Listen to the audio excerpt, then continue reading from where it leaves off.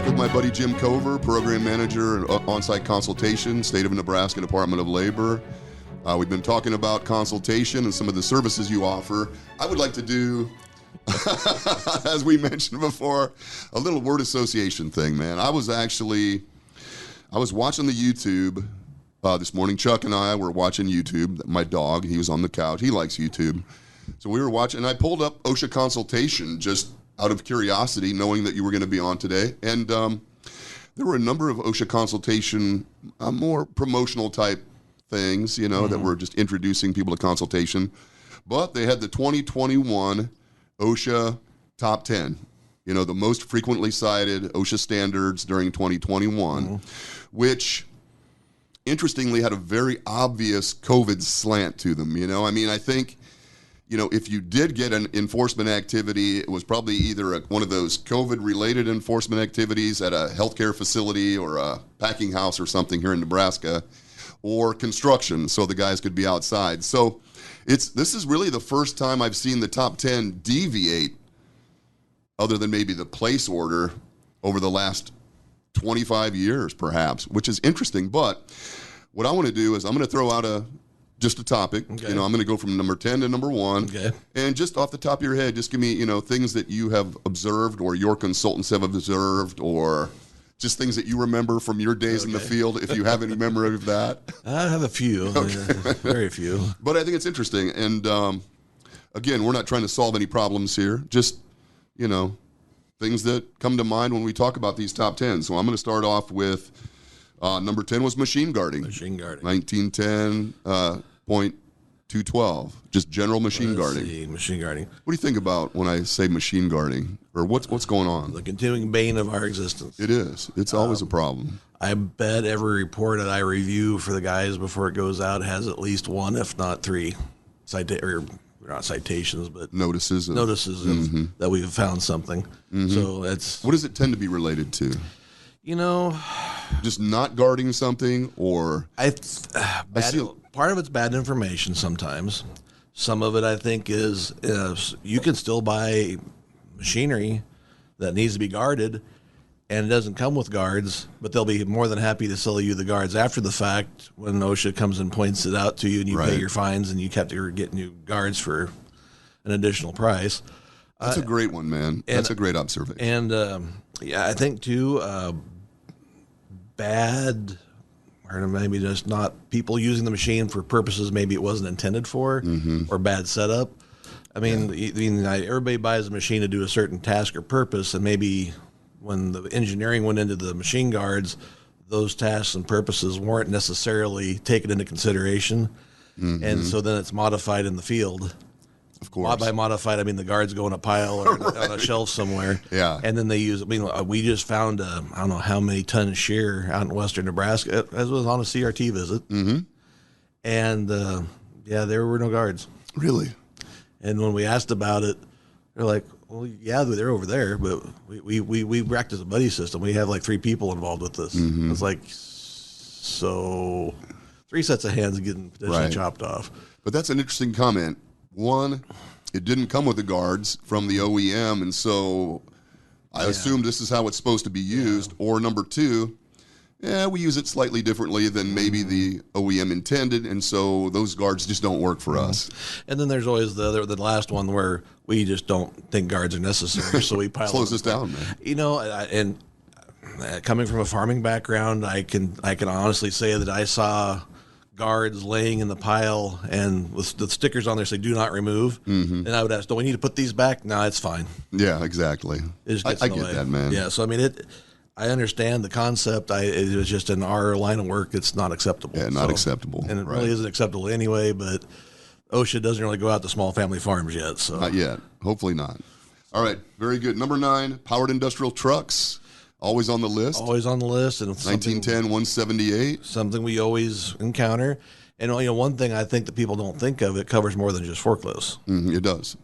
And that's something to keep in mind too. So if you have some type of front end loader or hydrofork or any of those things, the same inspection you're doing on your forklift, you better be doing on those as well. Right. Yeah. And inspections, that's a big one. I think those dailies get ignored or pencil whipped That is really hard to get the operators to do a thorough It is. pre-use inspection. So we got to keep pushing that. But I do think if we were doing those inspections, a lot of these violations would go away. They would. I mean, it's just like everything. We get in a hurry. Those are the things that tend to get sidelined first and always, and then the result is down the road. I mean, it's always a matter of time. You might get away with it for a month, a year, 10 years, but eventually the clock runs out and you're caught holding the bag. Yeah. All right, number 8, eye and face protection. Excuse me, eye and face protection. That was one of the ones that I always encountered those. I mean, and it's not, if you're wearing, if you're doing proper job safety analysis, you probably should be identifying where these are needed. But also, once you identify an issue, the hardware, make sure they're wearing it appropriately. Mm-hmm. Hanging around the neck with safety glasses doesn't really afford the protection we were looking for. Right. And then if they're not wearing it and they lay it down on their workbench and it's covered by a ½ inch of dust or something, that's also a hazard. And that's an indicator. Yeah. That's always been an indicator for me. I see PPE just covered in dust laying in the corner somewhere. Yeah. So, I mean, even if they don't cite you for it, that makes them look harder. Yeah. I think you're right. That's interesting.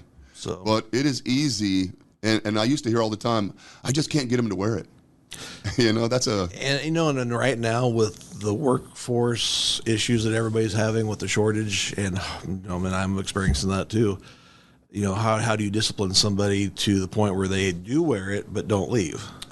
Fine line, isn't it? Yeah. So we're cognizant of that. I mean, we went through that in the nursing home industry back when they started pushing the lifts on everybody. Mm-hmm. And it's if we discipline them, they leave. We don't have a replacement.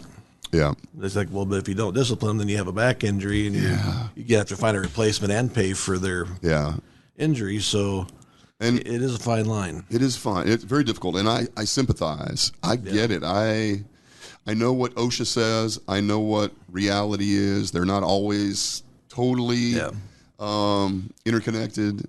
Unfortunately, that is a tough one. But from somebody who wears glasses all the time, it's when they say that it's uncomfortable or gets in the way, I'm not very sympathetic.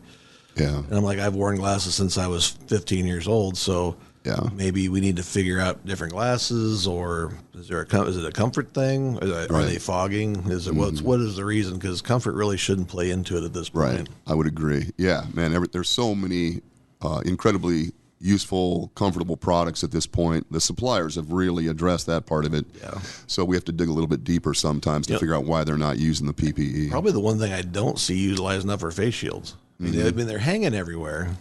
That's right. Usually dirty, which again is always problem. Dirty. Yeah. So if you have one hanging somewhere, you can put it in a bag or put it in a cabinet, put it somewhere. But you'll see somebody grinding. They'll have eye pro on, but they won't have a face shield on. Yeah. That's or if they're handling chemicals, I sometimes don't see it with that either. And that's usually, if you go through the SDS sheet, that's usually one of the eyes and face protection. Mm-hmm. Exactly. That's a good point, man. All right. Number 7 is fall protection training. Fall protection training, which usually goes hand in hand with fall protection. Yeah. And that's more construction. For the most part, and 503. We do some construction. I'd like to do more construction. Anybody who Consultation? I would love to do more construction. We just haven't had that much participation in the last few years. Mm-hmm. We're trying to make inroads back into that. Mm-hmm, good. With some folks, but what's the top death thing for construction year in, year out? And it's always falls because they have tendency to fall because they're not wearing their fall protection, or they're doing something unusual, and I know OSHA tends to lump these together. So if they cite, the improper use of fall protection or no fall protection, they typically cite training with it simply because they make the leap that training wasn't provided since they don't use it correctly. Yeah. Now, and that may be understandable. And sometimes, I recently had a 100-year-old oak tree taken down in my backyard about a month ago, and I watched some of the techniques that were utilized to do that. And after my nervous breakdown, we had a small talk with them. Right. But I mean, people are always in a hurry to get the job done. Time is money. But if you're dead, you don't get to spend money, and you have no more time. So the Fall Pro is really critical. It's very critical. Yeah, and the training on how to use it correctly, how to inspect it correctly, those kind of things. I was at a client not too long ago. It happened to be fall protection month. I mean, that was the training that we were doing. So we discussed personal fall arrest inspections. We discussed how to use it correctly, how to wear it correctly. And then we went around and looked at the anchor points and stuff. And I'm not an engineer. I'm not a doctor. I'm not an engineer. I'm not a lot of things. But we tugged on the SRLs a little bit, and all of a sudden I get to an SRL and I'm tugging on it. It's not locking up. I'm tugging on it. It's not locking up. Has anybody inspected this recently? No. And we realized, that is part of the training too, how to conduct these inspections and make sure that this equipment you're going to entrust your life to actually works. Well, and I know we've encountered, not so much recently, but I know like on the grain handling facilities where they're carring grain, if your point of attachment has anything to do with number 9 wire, it's probably not correct. And we've seen that, or harness looked like it came off of World War II paratroopers. Right. And it's like, when was this bought? Right. And it was just simple things like, how old is this? Have you looked at it recently? Why are these attachment points look? I know. They shouldn't look rickety. Right. They should be solid. They shouldn't scare you to look at that attachment point. And that, that's just simple, farm boy logic, I guess what I always called it. Yep. And if I look at it and I go, that doesn't look right, it's probably not. I totally agree. So. Interesting. All right. That brings us to lockout, tag out. Always one of the big ones. Always ubiquitous for all of our fines. It's gotten better. I think over the last 20 years, people have finally started to recognize, but there's always room for improvement, and nobody's ever perfect. So we still find items a lot. The annual certification for folks, they're doing better with that. But the certification process is like, so what did that encompass? And they list it, and it's like, well, that's not really meeting up. So I see that a lot too. So I think everybody knows lockout, tag out needs to be done, should be done, has to be done. But then some of the auxiliary pieces to it, like the yearly training, maybe the locks are your locks. I'm trying to think of the term, but they're not to be used for anything else. Oh yeah. Exclusively used for that. Yeah, I know, man. I mean, are you doing those things, or are you using zip ties and tags and we still see this is really, this regulation in particular is just one that requires eliminating confusion. We don't want any confusion. So if you're using locks for multiple purposes, if you're using different appearing locks, if you're using different types of tags, if you're decommissioning stuff and locking stuff out and all with, your lunchbox all with the same lock, all I see is just it leads to confusion, and that's something we got to eliminate. And that's probably, I think, one of the biggest standards that, there's so many things that can go wrong under lockout, tag out. If you don't follow any one of these million things, there's potential for somebody to get seriously hurt is there. And a lot of it's common sense, too. Yeah. It's like, can you turn this thing on? Right. If the answer is yes, we have a problem. Exactly. Yeah, and that verification piece that is so critical to lockout, tag out. I hit the switch or whatever. I hit the disconnect. I put my lock on it. Man, did you go back and verify that didn't turn on? That device goes to the piece of equipment you're working on, which so oftentimes isn't the case. So I just really harp on that verification piece. Yeah. Try to start that bastard as any way you can, just to make sure that it's not energized. Yeah, that's the last thing you want activating when you're on your back. I just can't imagine, man. Oh God, this brings us to hazard communication. The bane of my existence for everybody. Years. Everybody. But now it's number 5, and it's usually much higher on the list. It's 1 or 2 or 3. Typically, it's because of training. Almost always training. It used to be access to the sheets because they decided to put them in a small locked box in the very highest reaches of the facility. Right. Then they finally had their heads bludgeoned enough that they finally put them out on the floor. Right. But now they're not doing the training. So I don't know how many times I would find somebody, and I'd usually find the most crazy thing on their cart and say, "Hey, there's blue Loctite. What was your training on that?" And if they couldn't come up with something, or at least be able to take me to the sheet, something, which happened more times than not. I know. It's like, if you can just take me to the sheet, I'll be somewhat satisfied. Right. and then they go to the book and they can't find it. Yeah. Either because it's not there or they don't know how to look for it. Exactly. Or even just point on the label, one of the precautions or one of the warnings or something. But now, that now with the advent of everybody having a small supercomputer in their pocket, it's made things a lot. I mean, they can just type it in there and find the SDS sheet, and at least they can find it that way. But, access to sheets, and the thing that some of my guys have been finding, they're still finding, we've been SDS how many years now? I mean, how long it's been about 6-7 years at least. We're still finding people that are having MSDS sheets in their book, which, I mean, they are very similar. The range is slightly different, but if it says on the front page MSDS sheet, and I'm an OSHA co-show, I'm going to say, I don't think you're going through your books very often. Yeah, this is probably not the most current version. Yeah. So just little things like that are kind of giveaways that maybe you're not doing your due diligence. And this one also has so many little pieces to it. Yeah, they're so easy to cite, man. Labeling. I mean, have you ever been in a facility where you couldn't find an unlabeled container? They're everywhere. They're everywhere. I mean, but like for my things, like don't use your Mountain Dew bottle. Put something in. Go have a transfer container. A milk jug or a Mountain Dew bottle or a coffee cup. At least have the good sense to put it in something that looks like a work container. A work container, so somebody doesn't not a consumer product. Yeah, doesn't chug paint thinner or something. I totally agree, man. But I used to see that all the time. Mountain Dew bottles are full of all sorts of different colored fluids. Oh yeah. I mean, I don't think I ever went to a visit where I didn't find them. Isn't that interesting? Yeah. All right, man. It has come. Number 4 is scaffolding. I don't have a lot of experience with scaffolding, but when we used to do construction back in the day a lot, that was always a concern. We always had, very rarely did we find a scaffold that was put up right. Very rarely.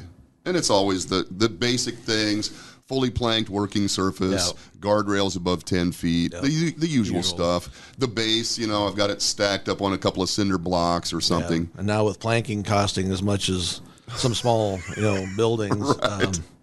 That's probably going to get worse now. It's going to get worse, yeah. And even using planking that's appropriate for the scaffold, instead of I got some old 2x4s out back that I'm going to throw on that. Yeah, I totally agree. And I am by no means a scaffolding expert either, but one of the reasons that this is always on the list is because it's one of those drive-by things that OSHA can stop and address. They drive by your project and see a scaffold on site.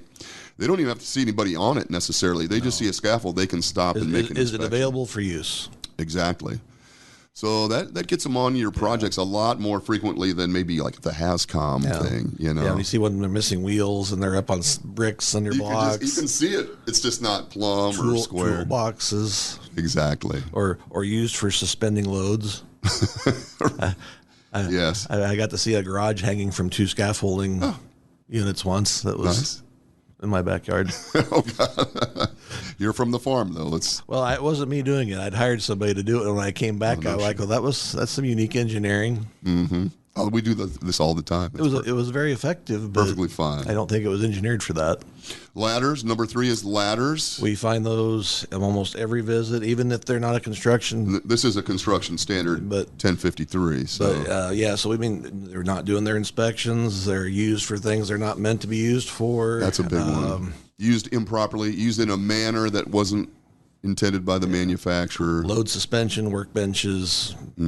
That's probably the least. The workbench is probably the least of our concerns. Every time I watch bridges, I watch the guys. I watched a lot of one of my sons is a climber, so every time there's a show about Everest or something, vertical break or one of these, Everest movies, and they've got the extension ladders over the crevasse and they're walking those things. I'm like, that's a violation. I don't know.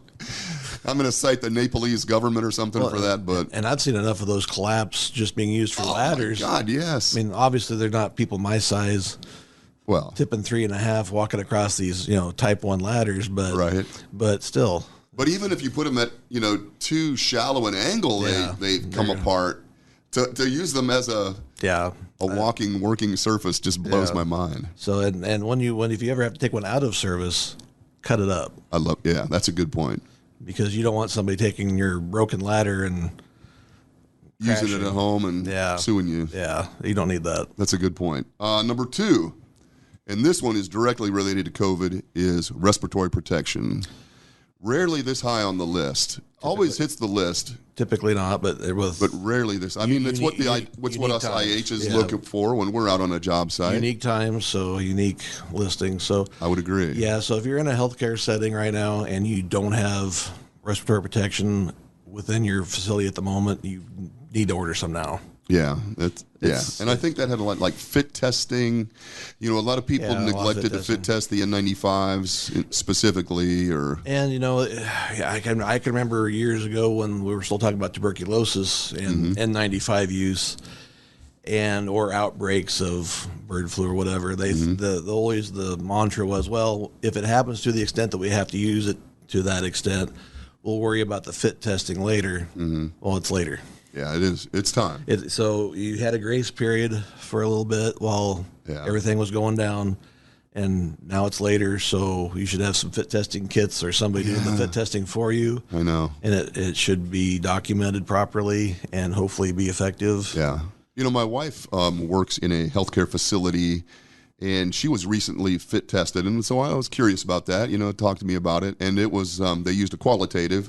It was an N95, so I think they just smoked her or something, you know, like back in the old days when I was with DOD, I'd put those guys in a bag and I'd fill that thing up with stannate chloride and then make them break the seal and hack and cough. And, you know, they just hated me for doing that. But it sounds like they did it correctly. And I was happy to hear that. Yeah. I've heard a lot of people, I've heard a lot of people talking about it. I think a lot of them are doing it right. Yeah. It's not hard to do. It's not. I mean, if you can read and follow simple instructions, I too can do it. So if I can do it, you and I both. Most people can do it. Go ahead and do it. But you know, the documentation then is critical because they're going to scour right now. COVID, they're going to scour your books, and that's going to be one of the things they really look at critically. Did you do it enough times? Did you get an affirmative response, yes or no? Did you make them jump up and down? Follow the protocol. Did you do the right? There are a number of different challenges that you apply to those things all need to be documented that you were done. Right. And then, two, keep in mind that if they show up and somebody's got a ZZ Top beard and you say they passed their fit test, they're probably not going to believe you. That's a great point.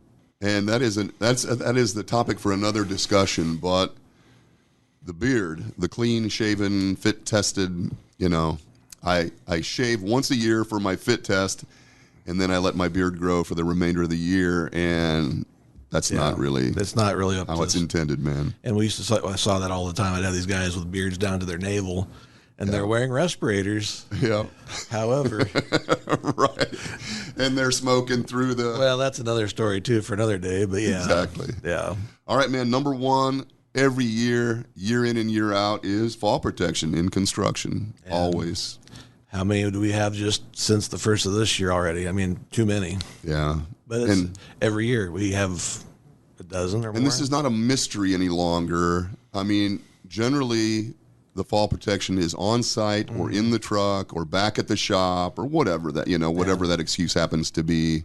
Yeah. And I get that it's difficult at times to find suitable anchorages. It's difficult to wear sometimes, but again, this is an industry that has really from the days where we used to just put like a rope around our neck and that was fall protection, they are Cadillacs now. They're comfortable, they're stretchy, they fit correctly, and people still just don't wear them. No, and gravity wins every time. Every time.